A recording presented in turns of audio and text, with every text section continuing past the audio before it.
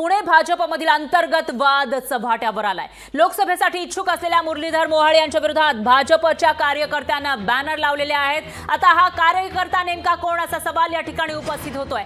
Standing दिली, महापौर पद दिलं, सरचिटणीस बनवलं, आता बस झाला, तुला नक्की पाडणार अशा आशयाचे बॅनर या ठिकाणी लागलेले आहेत आणि त्याच्यामध्ये एक निष्ठावान कार्यकर्ता, कष्टाळू भाजप कार्यकर्ता असं सुद्धा खाली लिहिलेलं आहे। त्यामुळे मुरलीधर मोहोळ यांच्या विरोधामध्ये पहिल्यांदाच ही बॅनरबाजी पाहायला मिळते। पुणे लोकसभेसाठी जगदीश मुळीक, मुरलीधर मोहोळ, सुनील देवधर यांची नावे चर्चेत आहेत आणि त्यांच्यापैकी एक असलेले मुरलीधर मोहोळ यांच्या विरोधात ही बॅनरबाजी करण्यात आली आहे आणि मुख्य म्हणजे याच्यावर भाजपचं कमळ हे चिन्ह दिसतंय आणि भाजपच्याच कार्यकर्त्यांना हे बॅनर लावल्याचं या बॅनरवरून तरी सध्या पाहायला मिळतंय। त्यामुळे भाजपच्याच एका नेत्याविरोधात कार्यकर्त्यांना हे बॅनर का लावले असा सवाल या ठिकाणी उपस्थित होतोय। तर या निमित्तानं पुण्यातील भाजपमधील अंतर्गत वाद चव्हाट्यावर आलाय।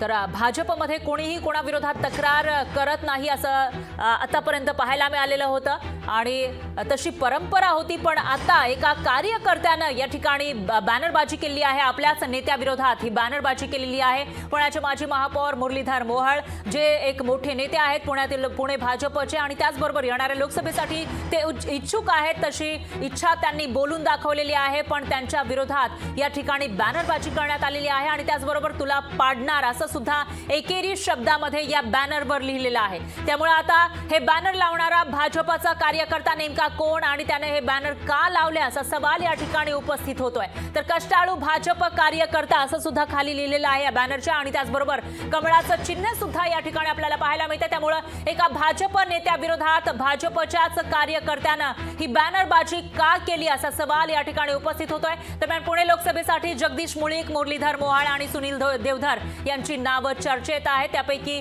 मुरलीधर मोहोळ यांच्या विरोधात बॅनरबाजी करण्यात आली आहे।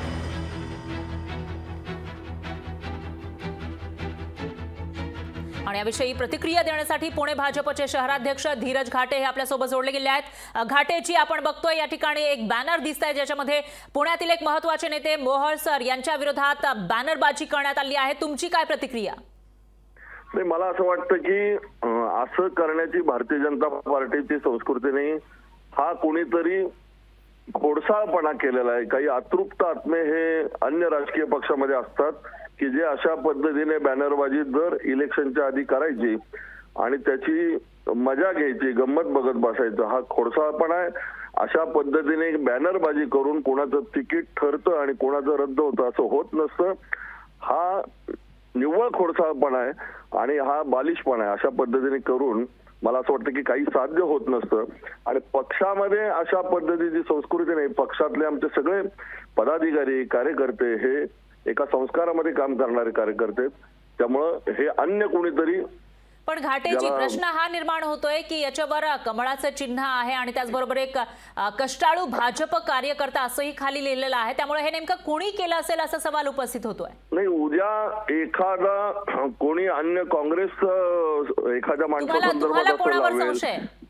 नाही, मला असं वाटतं की हा अतृप्त आत्मे असतात असे काही की ज्यांना अशा पद्धतीने काहीतरी करून चांगल्या वातावरणामध्ये काहीतरी बिघाड करायचा असतो। अशा पद्धतीने हे कोणीतरी केलंय। हे निश्चित भारतीय जनता पार्टीचा कोणीही कार्यकर्ता अशा पद्धतीने करणार नाही याची मला खात्री आहे। निश्चितच घाटेजी, तुमची भूमिका लक्षात आली आहे। दरम्यान धन्यवाद, तुम्ही लोकशाही मराठीशी बोललात त्याबद्दल।